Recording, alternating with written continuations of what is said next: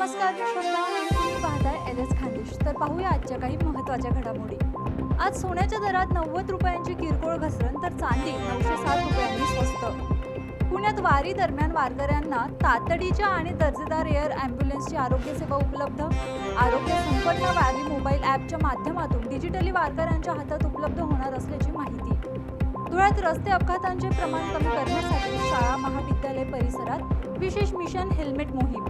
जनजागृतीनंतरही नियमांचे उल्लंघन करणाऱ्या चालकांवर कारवाई. जळगावात चोरट्यांचा थेट मनपा रेकॉर्ड रूमवर डल्ला. मनपाच्या रेकॉर्ड रूममधून फाईल चोरी, महापालिकेत खळबळ. 30 लाख रुपयांसाठी विवाहितेच्या सासरच्या मंडळीकडूनच छळ. सासरच्या 7 जणांविरुद्ध गुन्हा दाखल. 19 वर्षीय तरुणीचा पाठलाग करून विनयभंग.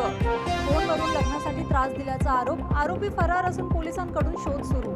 जळगावात महिला काँग्रेसचा जिल्हाधिकाऱ्यांना घेराव. दारू माफियांविरोधात महिला आक्रमक. अधिकाऱ्याच्याच निलंबनाची मागणी.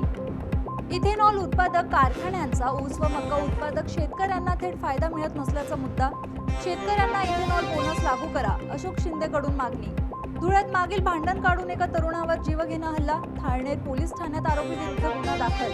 मान्यरखेडा तलावात 1 टन मासे मृत. केमिकल युक्त पाण्याने घेतला माशांचा बळी. MIDCच्या प्रदूषणाचा मोठा फटका. तर या होत्या काही महत्त्वाच्या घडामोडी. पाहत रहा एल.एस. खानदेश.